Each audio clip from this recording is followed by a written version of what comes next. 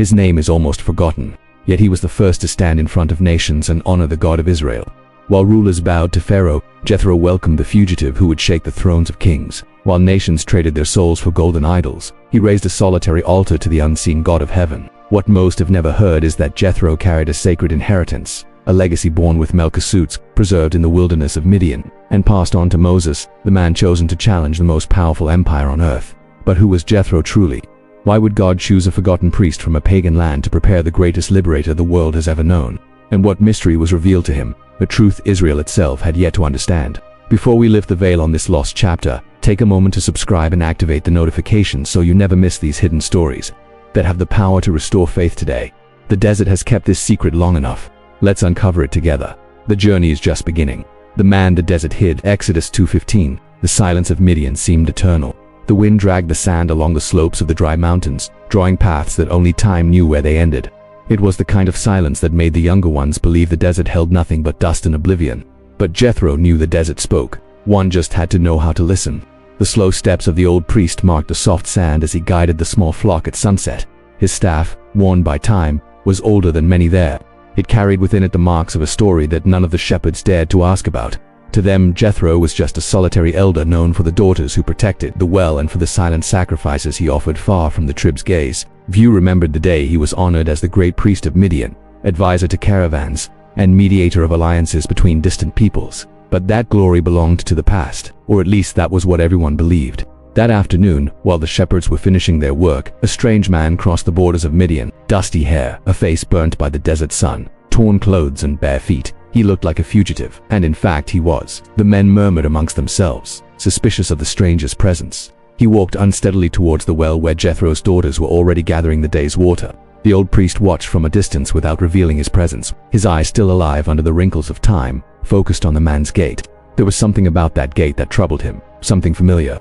When the local shepherds tried to expel the outsider and take water from the women, the old men stepped forward.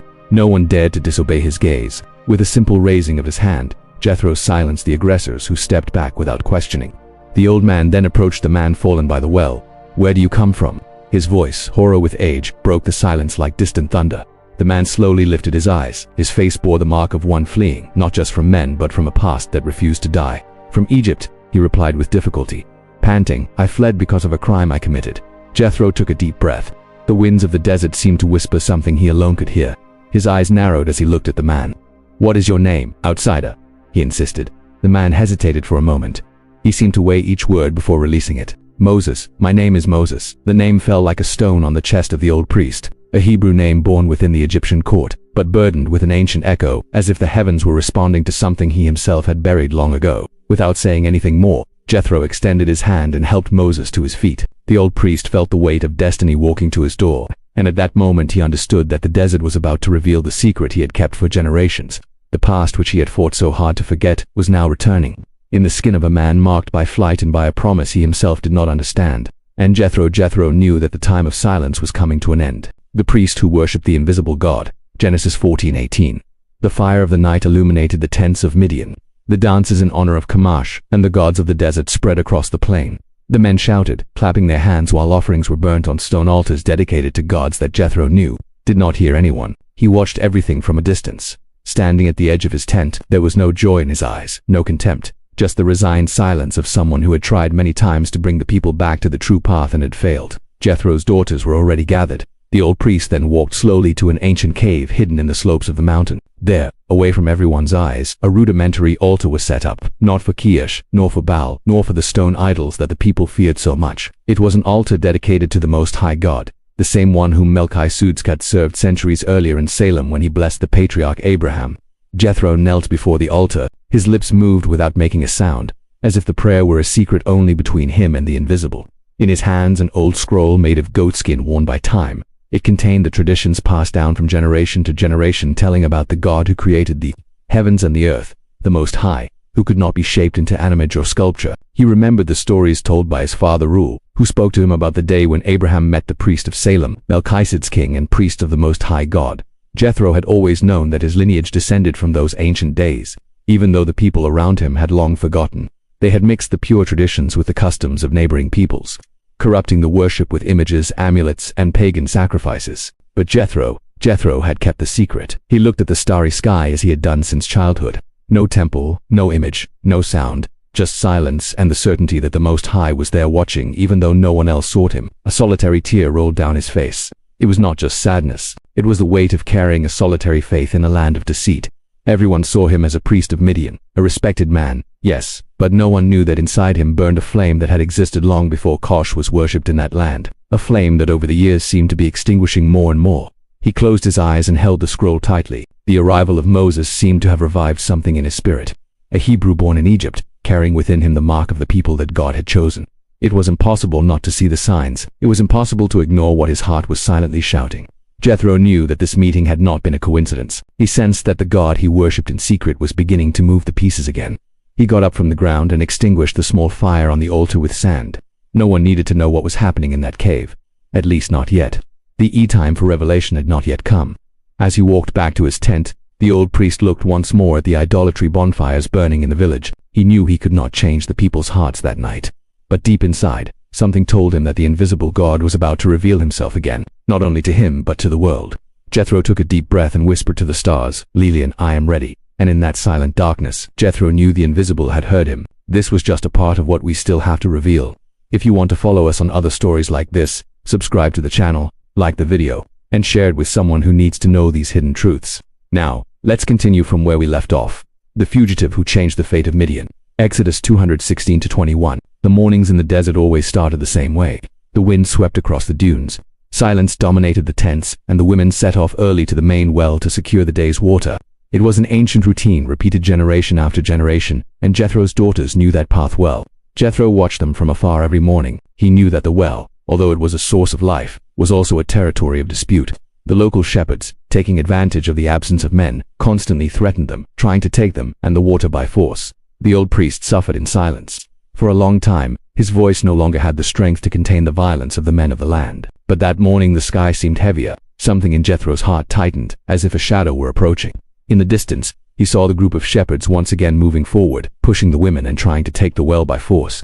His daughters screamed in vain, trying to protect the water jars. It was a common sight in Midian, and everyone pretended not to see, but this time someone placed themselves between them and the attackers. Jethro narrowed his eyes to see better. A strange man with tattered clothes and a face covered in dust held an improvised staff. Alone he faced the herders, swinging the piece of wood with a skill that few would expect from someone so exhausted. The herders, caught off guard by the courage of that unknown man, retreated, shouting curses before dispersing into the desert. The daughters ran to him, frightened but grateful. Jethro, curious and restless, walked toward the group. "Who are you?" asked Sephora, the eldest, with a suspicious look. The man collapsed to his knees, fatigued, panting as if he had traversed a whole desert, escaping his own demise. They call me Moses," he replied before fainting. His daughters caught him where he fell to the earth. Jethro approached, his heart pounding. That name had been disclosed days prior. Yet now he stood before his eyes. The fugitive who had arrived in the desert was not just any Hebrew. He was the man that the Most High God had sent to cross his path. Without delay, the aged priest commanded that he be taken to his tent, while the daughters tended to the wounds of the outsider. Jethro observed in silence. That night, the aged priest did not slumber. He sat at the entrance of the tent, gazing at the sky, remembering the ancient words that spoke of a liberator who would come from among Abraham's brothers. He knew that Moses bore Hebrew blood. He knew that he had been reared as a prince of Egypt. And now, battered and injured, fate had brought him to Midian. When the man awoke, Jethro questioned him in private. He listened in quietude to the tale of the Egyptians' slaying, the escape across the dunes, the fear of Pharaoh's vengeance. Moses, ashamed, saw himself only as a destitute criminal. But Jethro perceived something more. The old priest recognized that no man is sent to the desert by chance, and that man carried within him the scent of the calling, even if he still did not know it. Jethro then extended his hand and declared, "Stay in my house, shepherd my flocks. Here you will find rest until the God you tried to forget calls you back." Moses accepted, and thus, unwittingly, the fugitive became part of Jethro's household. The old priest knew what started as shelter would end as the fulfillment of a plan that the desert had kept for generations. The covenant sealed in the midst of the famine. Exodus 2:21. Months transformed into years in the quietude of the desert. Moses, the fugitive with weary eyes and furtive steps, now walked amidst the shepherds as if he were one of their number. He dressed himself as a Midianite, spoke the language of the peasants, and mastered the art of leading the flocks along the dry trails of Midian. But Jethro knew he was not from there. The venerable priest silently observed every motion of the man whom God had brought to his doorstep. Moses had become strong, his hands calloused, his shoulders marked by the weight of survival. but in his eyes there was still an emptiness, a lost gaze that no tent, no well, no pasture could fill. The years had been arduous for Midian. Famine arrived stealthily like a shadow crossing the valley without making a sound. The flocks began to perish. The crops withered and the caravans dwindled. The people murmured, beseeching the gods who remained unresponsive. But Jethro kept his faith hidden in the Most High God. It was then that amid the drought and stillness, the venerable priest resolved to forge a covenant that would alter the destiny of his household. One simple night without parties or public celebrations, Jethro called Moses to the altar hidden on the mountainside. There, beneath the starry firmament, he bestowed the hand of his daughter Zipporah upon the man whom the desert had forged into a son. "You have no gold, no land, no people," Jethro said with a trembling voice, holding the hands of both the man and his daughter. "But what we have here is enough for a new story to begin." Moses, with eyes brimming with tears, grasped Zipporah's hands. He knew he had nothing to offer, but this was the first time in many years that someone had offered him a home and a future. The marriage was simple, without major witnesses. Apart from the desert itself and the God who saw everything to the people, it seemed just another union between families. But for Jethro, it was the fulfillment of something greater, even though he himself did not fully understand. As time passed, Moses became integrated into the family. The grandchildren were born, bringing joy to the already weary tents. But Jethro remained vigilant. He observed his daughter's husband, lost in his own thoughts on the nights when he distanced himself from the camp and stared fixedly at the horizon as if awaiting a voice that never came. The old priest recognized that look. It was the same look he had carried in his youth when he sought the God who seemed to hide among the shadows of the sky. Jethro knew there was a calling burning inside Moses, a calling that neither the love of Zipporah nor the children nor the years could extinguish. Then, one morning, like any other, Jethro found Moses sitting by the well with hands soiled from the earth and eyes lost on the ground. The old man approached slowly, sat down next to him, and broke the silence. "You can hide your past from the world, Moses," he said with a deep sigh. "But you cannot hide from the God who created you for something greater." Moses remained silent, but his jaw trembled as if he was struggling to contain the weight he carried. Jethro placed his hand on the man's shoulder and concluded, "I do not know what the Most High still has in store for you, but I know that when he calls, you will have to decide between the desert you have leared to love and the fate you fear to face." The wind blew strong at that moment, raising the dust around them, and Jethro knew the time of waiting was about to end. The cry that tore through the heavens. Exodus 2 hours 23 minutes and 25 seconds. The nights in Midian grew longer and longer. The sound of the wind in the stones seemed to carry whispers that Jethro could not explain. Something hovered over the desert, an invisible weight, as if the sands knew what men could not yet see. Now a father and a maidman, Moses led the flocks through the mountains of Horeb. It was in this isolation that he seemed to find some relief from the unrest he carried in his heart. Zipporah watched him with the eyes of someone who knew her husband belonged to a place she could never reach. Jethro, however, remained attentive. Rumors reached him in whispers from the mouths of traders passing along the trade routes, tales of groans, blood, and death, of a Hebrew people groaning in the land of Egypt, enslaved and slaughtered by a pharaoh who did not know the God of their fathers. The old priest listened to each account in silence. Each word seemed to tear at his soul, and knew that those people were not just any people. They were the children of the promise made to Abraham, Isaac, and Jacob. They were descendants of the same blood that one day crossed the lands of Midian in search of the blessing of God the Most High. Jethro remembered the day he heard the stories of Abraham for the first time. His father, spoke of that man from Ur who abandoned everything to follow a voice that no one could see. He spoke of the promises made to the stars about the children who would multiply like the grains of sand on the beach. He spoke of the covenant sealed in the mountains, about the sacrifice that almost happened, and about the God who always heard the cry of his. Now, centuries later, where was this God? Jethro climbed up to the cave of the hidden altar. His hands trembled. As he touched the old scroll of Melchizedek, he opened the worn pages and read again the words that spoke of the Most High, the same God who reigned over heaven and earth. "They are crying out, Lord," he whispered with teary eyes. "Does the Lord still hear them?" The silence of the cave replied with an empty echo. Jethro fell to his knees. His voice broke in prayer. "They are yours, God of Abraham. The children of the promise are groaning in Egypt. Why is the Lord silent?" The wind blew hard through the mouth of the cave, extinguishing the small flame that lit the altar. The old priest remained there with his face to the ground until his body could no longer bear the weight of fatigue. When he got up at dawn, Jethro descended from the mountain with a certainty burning in his heart. The time of the promise was drawing near. He felt that the Most High had heard the cry rising from Egypt, and somehow that he still did not understand. Moses was at the center of it all. The old man searched for his son-in-law in the mountains, but Moses had already departed with the flock. Jethro looked to the horizon, took a deep breath, and whispered to the wind, "May the Most High have mercy on us." Because the cry had torn the heavens, and the response time was closer than he had imagined, the mountain that burned without being consumed. Exodus 3:1-6. The silence of the dawn seemed to weigh on Midian like never before. Jethro watched from afar as Moses left with the flocks towards the slopes of Horeb, as he did every day. But that morning there was something different in his steps, a restlessness that Jethro could not explain. The following days were long. Moses did not return to the camp at the end of the first day, nor the second. Zipporah, worried, tried to hide her fear from the children. Jethro's daughters whispered in the tents, fearing that the Egyptian had got lost in the desert and would never return. But Jethro simply observed. Your old heart knew that something bigger was happening. At dusk, on the fourth day, when the shadows were already stretching over the dunes, Moses finally appeared. He came stumbling, his eyes wide, his face dirty with dust, but with an expression that Jethro had never seen before. It was not fear. It was astonishment. Something in his gaze seemed to carry the weight of centuries. Zipporah ran to meet her husband, but Moses could not articulate a word. Jethro, approaching silently, placed his hand on the son-in-law's shoulder and guided him inside the tent. When he finally managed to speak, Moses recounted what he had seen. He spoke of the mountain, of the bush that burned without being consumed, of the voice that had called him by name, of the God of Abraham, Isaac, and Jacob, who had revealed himself to him. The words came out in gasps, as if Moses feared that it was all just a desert delusion. But Jethro knew it was not. The old priest felt his body tremble. His hands began to shake over the staff. That name, that God, was the same one he had served in secret since his youth, the same one his parents had feared, the same one to whom Melchizedek had dedicated the days of his life. What did he say to you? Jethro's voice came out weak, almost a whisper. Moses took a deep breath, still struggling to process what he had heard. That he heard the cry of his people, that he would come down to free them and would send me to Egypt to be the liberator. The silence of the tent felt overwhelming. Zipporah covered her mouth with her hands. Frightened, Jethro's daughters looked at one another in confusion, not understanding what it meant.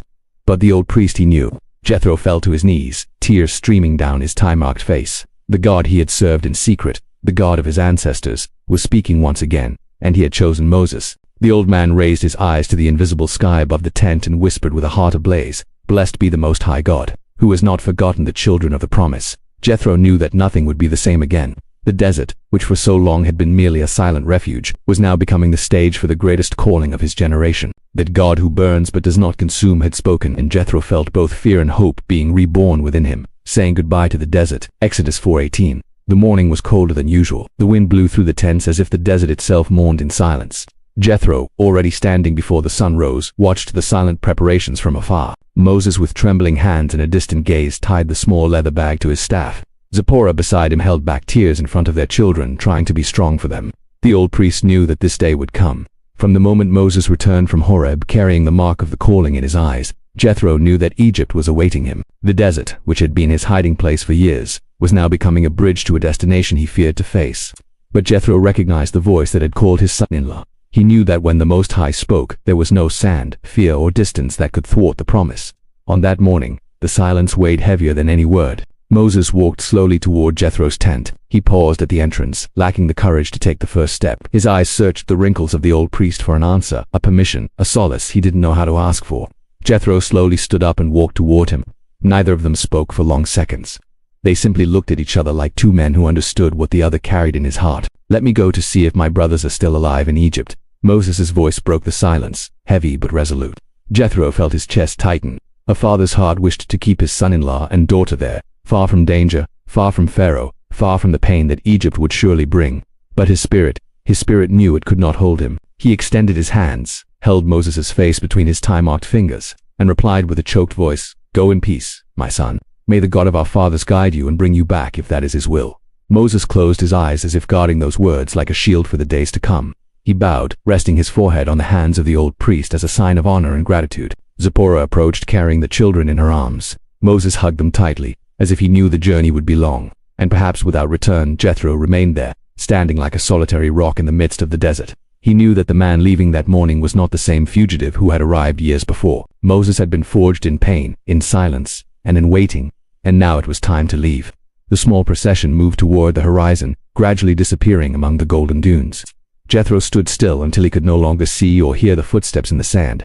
The old priest then turned, walked back to the altar hidden in the cave, knelt once more, and with teary eyes whispered, "May the Most High fulfill his promise, even if I never live to see it," because Jethro knew the true sacrifice of a priest was to let go of what he loved most, trusting that God would do the rest. The echo of the plagues in Midian. Exodus 7:1-5. Time passed like a mist over the mountains of Midian. The desert, which seemed eternally motionless, now seemed to carry a strange weight in the air. The caravans crossing the land brought something beyond goods. They brought rumors. Jethro, sitting at the entrance of his tent, listened to each account like one hears thunder in the distance. Hasty voices spoke of chaos in Egypt, of a humiliated pharaoh, of plagues that no Egyptian priest could contain. The old priest clasped the staff between his fingers. The stories sounded like legends, exaggerations of weary travelers. But there was something in them that made Jethro's heart race. Blood in the waters of the Nile, frogs covering palaces, lice and flies filling the houses, pestilence among the animals, sore on the bodies, devastating hail, clouds of locusts, darkness that engulfed Egypt. Each new piece of news felt like an arrow piercing Jethro's heart. He knew it was not the work of magic or men. It was the hand of the Most High God, the same one who had once spoken to Abraham, the same one who had called Moses at Horeb. One of the caravans brought more than rumors. A merchant who had escaped the borders of Egypt arrived in despair, swearing he had seen with his own eyes a man from Midian present himself before Pharaoh, accompanied by signs that no magician had been able to imitate. His name was Moses. The man shouted amidst the camp. He claimed to be sent by the God of the Hebrews. He challenged Pharaoh's throne. Jethro felt his legs weaken. The daughters and the shepherds gathered around the merchant, frightened and curious. But Jethro stepped away in silence. He walked to the slope of the mountain where the old altar still lay hidden. He fell to his knees before the stone and placed his forehead on the ground in a sign of reverence. Tears streamed down as his voice, choked with emotion, broke the silence. So it is true. The God of our fathers has risen against the kings of the earth. The Lord has not forgotten. The Lord has heard the cry of the sons of Abraham. The old priest raised his face. His trembling hands pointed to the sky. He understood now. The fugitive he had taken in, the man he had learned to love as a son, was fulfilling the purpose that the heavens had whispered from the beginning. Moses was not just an exile trying to survive. He was the living answer to the ancient promise. Jethro knew that Egypt would not endure much longer. That Pharaoh, no matter how much he resisted, would be broken, and that the Hebrews would soon be free. The old priest stood up slowly, as if carrying the weight of a revealed secret on his back. He looked at the stars beginning to appear in the night sky and whispered, "I heard. I understood." The echo of the plagues had crossed the dunes and Jethro knew liberation was close. Before we move on, remember your subscription, your like and the sharing of this video help us keep alive each message we share here. Let's resume the story now. The crowd that crossed the sea. Éxodos 14:29-31. The campfires were nearly extinguished when the screams broke the silence of the camp. Another caravan was approaching, but this time it didn't bring goods, nor gold, nor spices. It brought news that would shake the land of Midian. Jethro exited the tent upon hearing the commotion. His daughters ran to meet the travelers, who arrived panting, covered in dust, their eyes wide as if carrying the weight of a divine music revelation. The such eldest among them fell to his knees, breathing heavily, but the words he uttered made Jethro feel the ground slip away from under his feet. The sea opened before them. The Hebrews crossed on dry land and Pharaoh's army sank beneath the waters. The camp erupted in murmurs. The men and women exchanged glances of astonishment, trying to understand if this was just another exaggeration from weary merchants. But Jethro knew it wasn't. He pushed the crowd back with a simple gesture of his hand and in silence turned toward the mountain. The ascent was slow, heavy, but determined. The old priest felt his heart race with each step. When he finally reached the top, he fell to his knees, extending his arms to the starry sky. "The Lord fulfilled," he whispered. His voice choked. Tears streamed down his aged face as he cried out to the God who for years seemed to have fallen silent. Jethro remembered every promise made to Abraham, every cry that echoed through the nights in the desert, every prayer he had made alone, hidden when everyone else had given up believing the Most High God had arisen. The old priest remained silent for a long time, trying to hold back the emotion that consumed him. In his heart, he knew he had to do something he could no longer postpone. He needed to find Moses again. He rose with difficulty, leaning on the staff that had accompanied him since his youth. His eyes, now steadier, contemplated the desert that stretched to where the eye could not reach. "I'm going to him," he murmured. He descended the mountain as if carrying a mission. Jethro knew it was not simply a reunion of father and son, nor a longing to be fulfilled. It was something greater. He needed to see with his own eyes what the invisible God was doing.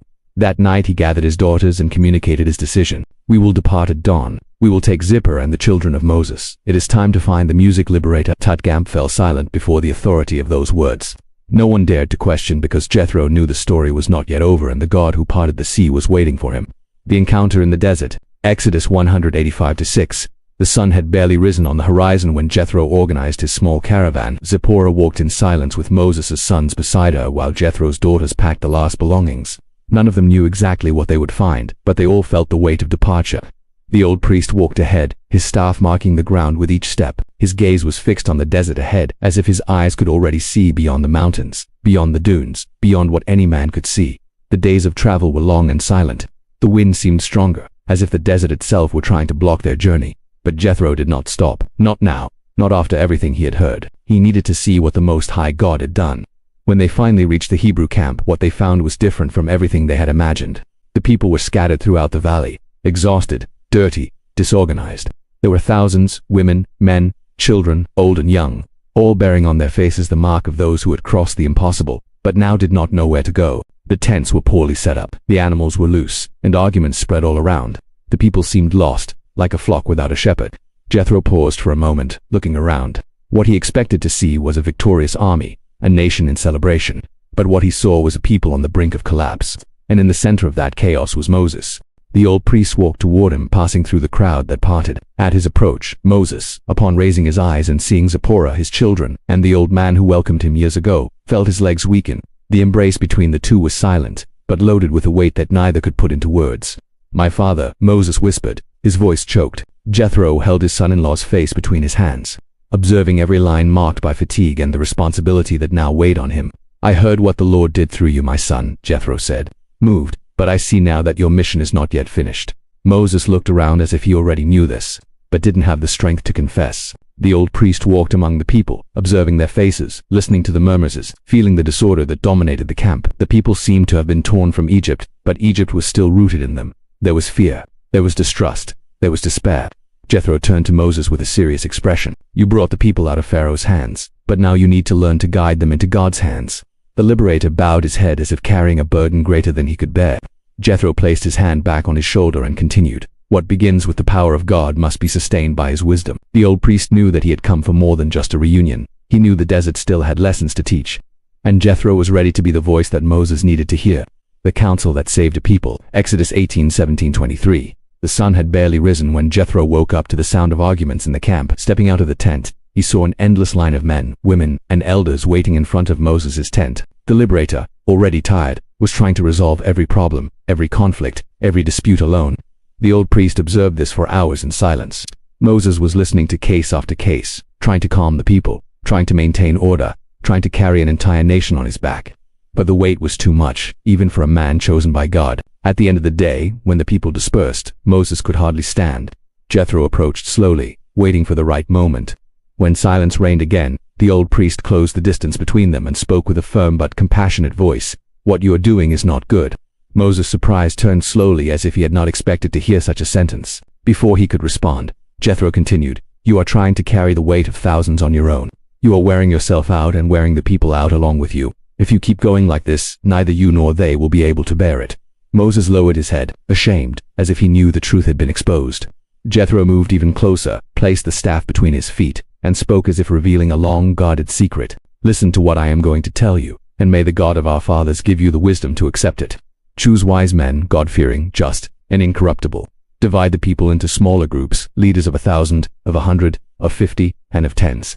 Let them judge simple cases, and let only the more difficult issues come to you." Moses remained silent, absorbing every word. "Thus you will not bear everything alone, and the people will not wear themselves out waiting for answers that you will never be able to provide to everyone." The liberator took a deep breath as if he felt the weight of the world beginning to lift. He looked at Jethro with teary eyes, recognizing that this advice did not come just from a man, but from God himself who moved the heavens and the earth. On that very day, Moses called the elders, gathered the people, and began to organize. The leadership, as Jethro had instructed, the camp, which had previously seemed on the brink of chaos, began to breathe once again. The tents were organized. The people found direction, and Moses found rest.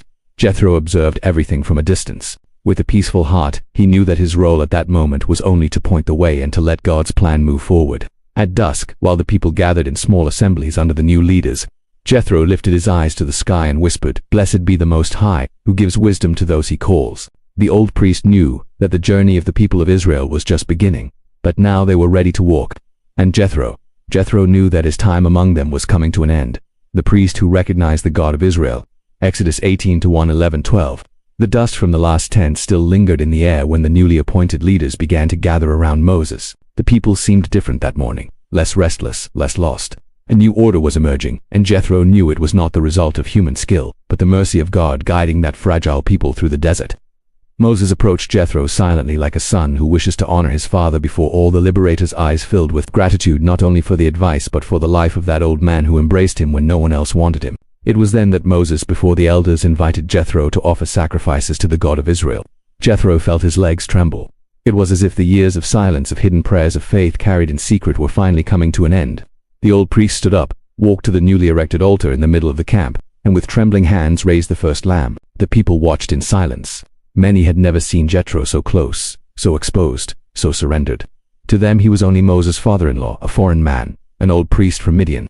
But now Jethro presented himself before everyone as a servant of the Most High God. Lifting his eyes to the heavens, Jethro declared with a strong and broken voice, "Now I know that the Lord is greater than all gods, for in everything they tried against your people, you defeated them." The words echoed throughout the camp like a celestial confirmation. Moses, alongside the elders, bowed his head in reverence. Zipporah held back tears as Moses' children embraced one another, confused but touched by the scene. Jethro, with tears streaming down his aged face, offered the sacrifice. The smell of burning meat rose to the sky, and for the first time in his long journey, he felt complete. The elders gathered around the altar. A great meal was prepared. The people brought their simplest foods, bread, dates, herbs, and a celebration took over the camp. Jethro sat among them, surrounded by faces that had once been strangers, but now felt like brothers. The old priest closed his eyes for a moment, feeling the warmth of the people, the sound of laughter, the smell of freshly baked bread. And at that moment he understood all the years of silence, all the hidden sacrifices, all the prayers unheard by men had been received by the God who was now revealing himself to an entire nation. Jethro, the forgotten priest of the desert, now had a place in the history of the God of Israel. And for the first time, he was no longer alone. The silence before the end. Exodus 18:27. The following days were different at the camp of Israel. The people seemed to have found a rhythm. The leadership was organizing itself. The tents were getting closer to each other. For the first time, since they had crossed the sea, chaos was giving way to hope. But the old priest knew he did not belong to that journey. Jethro observed Moses from afar, now surrounded by elders and leaders who were helping him guide the people. The man he had taken in while fleeing death had now become a reference for thousands. The desert that had once been a refuge for a fugitive was now becoming the training ground for an entire nation. And Jethro could no longer see himself there. In the stillness of the morning, while the camp was still waking up, the old priest packed his small bag. Zipporah, noticing, tried to hide her tears, but Jethro was already expecting that farewell. He hugged her tightly, kissed his grandchildren on the forehead, and asked them not to stop him. Moses hurried over upon hearing the murmur of departure. The liberator's gaze carried a mix of fear and gratitude. He quickly approached, held his father-in-law's arm, and with a choked voice pleaded, "Stay with us. The people need your wisdom. I need your presence, my father." Jethro, with a gaze full of tenderness, touched Moses' face as he had the first time he welcomed him in Midian. "You no longer need me, my son," he replied in a whisper. "Everything I had to give you has already been delivered." Moses tried to insist, but Jethro slowly shook his head with a tired smile. "I am a man of the desert, Moses. I always have been. The God who brought me here now calls me back." The liberator lowered his head as if he did not want to admit that this departure was final. Jethro hugged him one last time. His hands trembled, but his voice remained firm. "Remember, do not carry the people alone. Always listen to the Most High. He will never abandon you." The old priest walked away without looking back. His steps were slow but determined. The people parted in silence, watching that man disappear among the tents like a shadow carried by the wind without warning. Moses stood still, watching the old man disappear among the dunes of the desert. A deep silence took over his chest, as if a part of him was leaving forever. Jethro walked towards Midian, and in his heart he knew that this was his last journey, the sacrifice of those left behind. Exodus 18:27. The way back to Midian seemed longer than it had ever been. Every step of Jethro's was heavy, as if the desert tried to hold back one who had walked its lonely trail so many times. He knew there was nothing left to reap in Israel. He knew that his time alongside Moses had come to an end. But upon reaching the tents of his people, Jethro realized that there was nothing awaiting him there either. The elder who had once been feared as the priest of Midian was now just an old man among old men. His daughters welcomed him with joy, but the leaders of the tribe looked at him with suspicion. For many he had abandoned the land to follow the people they called invaders. Others murmured that Jethro had bowed to the God of the Hebrews and rejected the ancient gods of Midian. The altars of Kosh were stronger than ever. Public sacrifices were made day and night. Crowds gathered for increasingly pagan celebrations. The name of the Most High God was no longer mentioned. Jethro walked among them as a stranger in his own land. No one consulted him, no one listened to him, no one feared him. The old priest withdrew in silence. He left the squares, abandoned the public altars, and isolated himself in the small cave that had once been his refuge for prayer. There, where the years seemed not to have passed, he lit a final flame before the forgotten altar. His eyes were misty, his hands trembled, but his faith was still alive. Jethro knew that the greatest sacrifice of a man was not to die for what he believes in, but to live. To see everything forgotten and yet continue believing. He looked up at the sky night after night, waiting, wishing, longing to see the day when the promise would be fulfilled before his very eyes.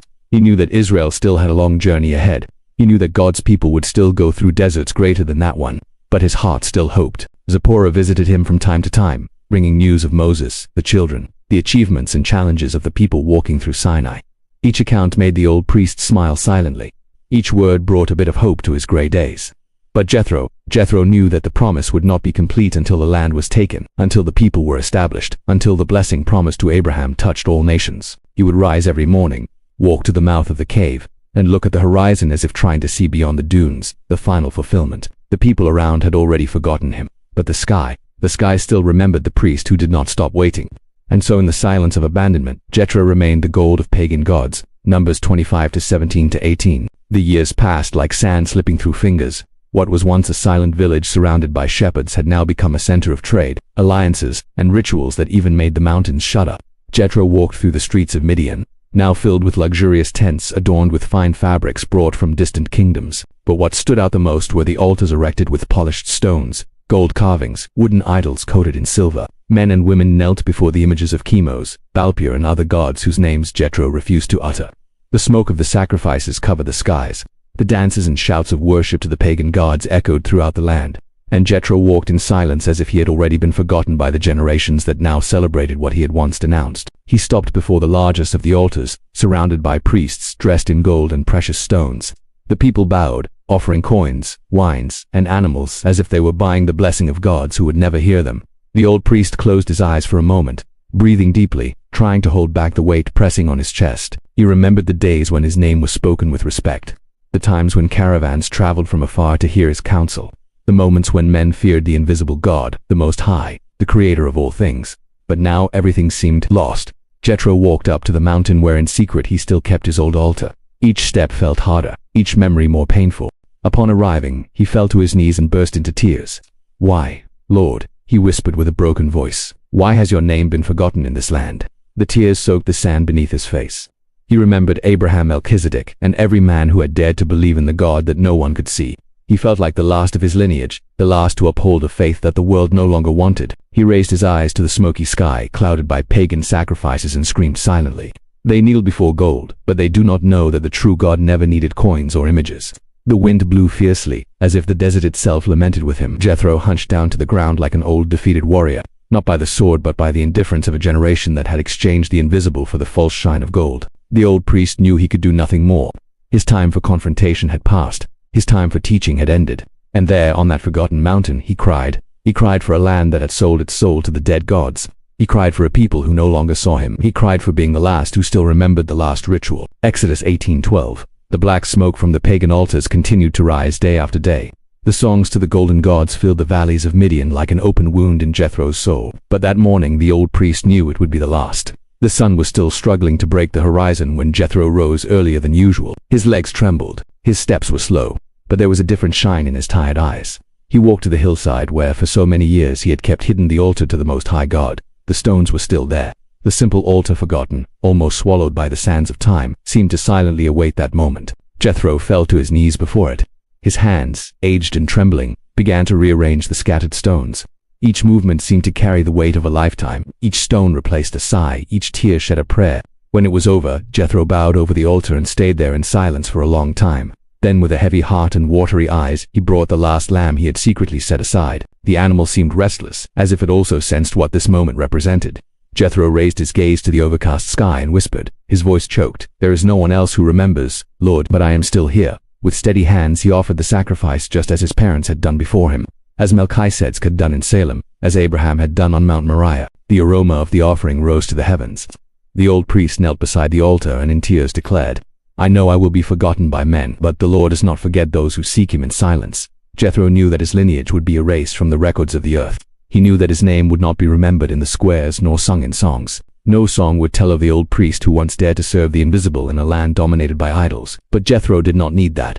He knew that the heavens remembered. He closed his eyes and for a moment could almost hear the echo of the promises made to Abraham like a whisper that traversed the centuries, reaching the desert that now witnessed the end of an era. Kabisu, old priest, slowly rose, touched the stones of the altar one last time and with a steady gaze whispered, "I finish, but your plan continues." And so Jethro left the altar behind, not as one who abandons, but as one who gives. The last ritual was complete, and the sky had received. If this journey is making sense to you, feel free to subscribe to the channel, leave your like and share with more people. It helps us take these stories even further. So, let's go back to the next part of this amazing story. The arrival of the mercenaries. Numbers 317-8. The days following the last sacrifice were marked by a strange silence. The old priest in his solitude watched from afar the growing movement of caravans crossing Midian. What had once been small groups of merchants was now becoming a steady march of armed men mounted on foreign horses and accompanied by leaders from other nations. Jethro walked slowly along the paths leading to the entrance of the city, no longer recognizing the place he once called home. The merchants came from Edom, Moab, Ammon, and even from lands beyond the Jordan, but they did not bring just fabrics, spices, or precious metals. They came with swords, spears, shields, and warriors in armor that reflected the shimmer of Midian's gold. As he approached the squares, Jethro realized what was happening. The princes of Midian had sealed secret alliances with pagan kings, offering the gold of their people in exchange for protection and military power. The conversations he overheard as he passed spoke of strategies, sieges, conquests, territories, and about Israel. They marched through the desert like locusts. Some said, "If we do not stop them now, they will take our lands." Others murmured. Jethro stopped in the shade of a larger tent where the council of the chiefs of Midian was gathered with foreign commanders. The old man recognized some of the faces. Men who once honored him as a priest now laughing and toasting with foreigners who worshipped false gods. The name of Balak, king of Moab, was mentioned. The name of Balaam, the pagan prophet, was mentioned as well. They spoke of curses, alliances, and strategies to seduce Israel using their women, their feasts, and their gods. They planned to destroy the nation that had come out of Egypt, not only with swords, but with sin and corruption. Jethro felt his chest burning. His eyes filled with tears as he saw his land, once consecrated to the Most High, being transformed into a marketplace of betrayals and dark alliances. He tried to speak, tried to approach, but was ignored like a voiceless old man, like a forgotten shadow among the walls of the city. No one wanted to listen to the priest who served an invisible god anymore. They had new gods now: gold, power, and war. That night, Jethro ascended the mountain for the last time, watching the bonfires burning in the mercenaries' camps. The smell of blood and metal already lingered in the air. The old priest knew something dark was about to happen. He knew that Midian had signed its own death warrant. Jethro fell to his knees once more alone and cried out to the Most High God. "They sold the soul of this land. They sealed alliances with the enemies of your people, but I still remember your promise. I still hope in you." The wind blew strong over the mountain, lifting sand and covering the old altar. It was as if even nature mourned the fate of Midian. That morning, Jethro made the decision not to return to the village. He knew there was no longer any place for him there. His presence was now an affront to those who had sold themselves to the kings of the land. The old priest returned to the cave where, in silence, he prepared for what he knew was the beginning of the end. He understood that what was to come could not be avoided. Corruption had taken root in Midian, and judgment was at the door. And while gold shone on the pagan altars and the mercenaries sharpened their blades to face Israel, Jethro remained silent, waiting for the day when the Most High God would raise his hand once again, because the old priest knew what men have sown was about to be reaped. The voice of the past. Genesis 14:18. The days in Midian had become increasingly noisy, but Jethro lived in an ever-deepening silence. The cave where he took refuge was now the only space where he still felt the solid ground beneath his feet. The city below had surrendered to gold, to lust, and to the smell of war. The old priest was neither sought after nor remembered. But that morning, as the sun tore through the horizon and illuminated the stones on the slope, Jethro heard footsteps he did not recognize. He remained silent, motionless, listening to each approach. The steps were light but firm. They did not belong to anyone from his family or anyone from his land. When the shadow appeared at the entrance of the cave, Jethro struggled to lift his eyes. Before him stood a young man with skin darkened by the sun, short hair, and a face marked by the dust of the road. The outsider seemed hesitant to approach, as if fearing to interrupt the solitude of an elder. "I heard stories about you," the young man began, his voice trembling. "They say you have met the God who parted the sea." Jethro did not respond immediately. His hands tightened around the staff, and his eyes sought to understand whether this was just another curious individual, or if there was something beyond mere curiosity in this unexpected visitor. "Who are you?" Jethro's voice came out weak but firm. The young man knelt down, lowering his head in respect. "I am a Bedouin. I come from the lands of the south. I heard the traders speak of the people who crossed the sea, about a God no one could see, about a priest who kept the ancient stories." Jethro closed his eyes for a moment, as if feeling the past pulse in his chest again. "Why do you want to hear about a God that this land has forgotten?" he asked with bitterness in his voice. The dear young man lifted his eyes, and Jethro could see something different in them. It was not the ambition he saw in the men of Midian. It was hunger, thirst, a sincere quest. "Because I want to know this God," the young man replied in a whisper. The old priest felt tears welling in his eyes. For years he had spoken to the void. For years he had kept a legacy that seemed doomed to forgetfulness. But there, before him, Was someone willing to listen? Jethro signaled for the young man to come closer. With difficulty he crawled to the back of the cave and removed an object wrapped in old hides. His hands trembled as he opened the package, revealing the old scroll of Melchizedek preserved for generations. The outsider held his breath upon seeing what the elder carried. "This," Jethro began, his voice choked, "this is the testimony of my parents, of the Most High God, of the priest who blessed Abraham, of the God who does not bow before kings, nor is confined to images made by human hands." The young man bowed, touching the ground in a sign of reverence. "Teach me," he whispered. Jethro spent hours recounting the stories, from the call of Abraham through the blessing of Melchizedek to the day Moses crossed the sea. The old priest revived each memory, each word as if freeing a river dammed for years. In the end, Jethro placed the scroll in the young man's hands. His eyes shone with a peace he had not felt in a long time. "Take it," he said in a whisper. "Take it and do not let these words die with the men of this land." The young man held the scroll as if receiving the greatest of all treasures. He bowed once again before the old priest, and without saying anything more set off toward the horizon. Jethro stood there alone, but with a relieved heart. He knew that the name of Melchizedek, the God of Abraham, the Most High who opened the sea, would carry on, even though his own days were coming to an end. And for the first time in a long time, the old priest smiled. The end of the priest. Exodus 18:27. The following days were quieter than ever before. After the departure of the young Bedouin, Jethro no longer felt the need to rise early, seek company, or hold hopes of seeing his people return to the Most High God.